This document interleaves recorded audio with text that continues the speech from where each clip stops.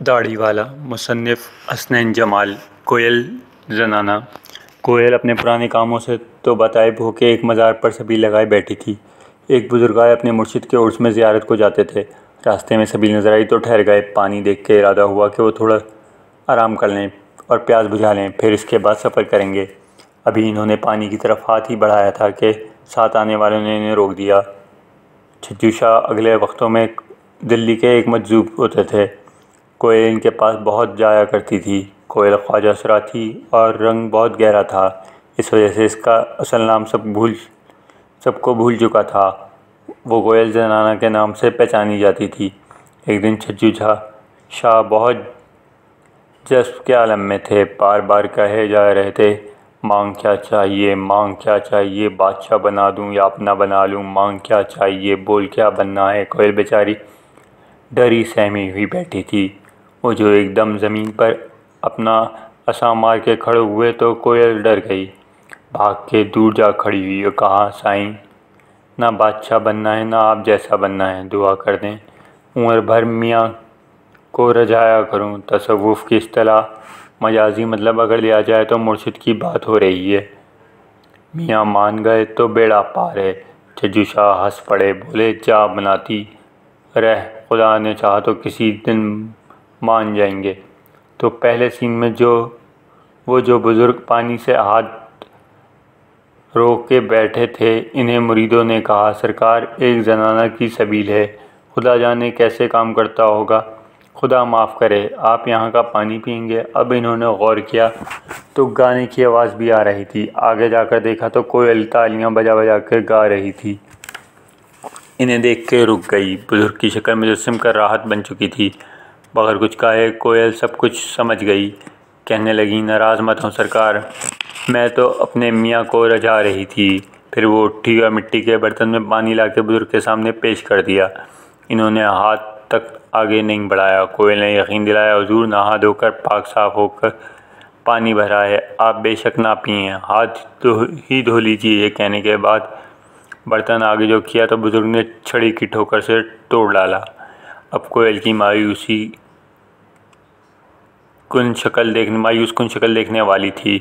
اس بہت ترس تھا، مریدوں کے سامنے اپنی بات بھی رکھنی ہے۔ کہا کہ بھائی اسے 1 روپیہ دے دو اور بس چلو، مرشد کی زیارت کو دیر ہوتی ہے۔ کوئل نے جب سنا کہ وہاں جاتے ہوئے ہیں تو کہنے لگے، یہ روپیہ میری طرف سے وہاں مزار پر نظر کر دیجیے گا، بندی کو اور کچھ نہیں چاہیے۔ وہ پھر غصے میں آ گئے، بہت باتیں سنائیں، غلاظت کے طعنے دیے، لیکن جب کوئل نے کہا، سرکار میں نے تو اس روپے کو چھوا تک نہیں، تو انہوں نے وہ روپیہ واپس رکھ لیا۔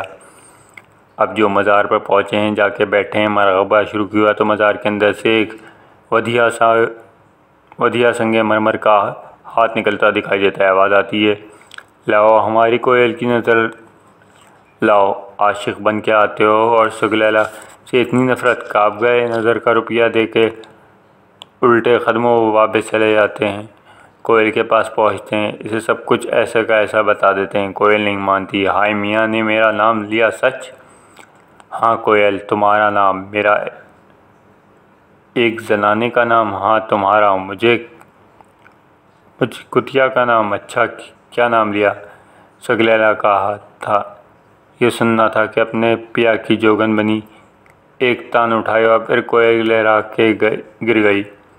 اشرف صبوحی نے لکھا کہ کوئل پھر نہیں اٹھی۔ ہماری تاریخ میں زنانوں کے 2 ہی کام تھے، یا حرم سرا کی حفاظت کرنا یا پھر ناچ گانا گا کے لوگوں کو خوشیوں میں شریک ہو کے خیرات مانگنا اور اس پر زندگی گزارنا تھا۔ لیکن معاشرے میں ان کی ایکسیپٹنس موجود تھی، انہیں جنت کی چڑیاں بھی کہا جاتا تھا، لوگ ان کی بددعاؤں سے ڈرتے تھے، ان سے ہمدردی بھی رکھتے تھے۔ پھر وہ 2 کام ہوئے، ایک تو یہ تھا کہ انگریزوں نے آ کے جو قانون بنایا، اس میں انہیں وراثت سے محروم کر دیا، زمین جائیداد کی ملکیت بھی ان سے چھین لی۔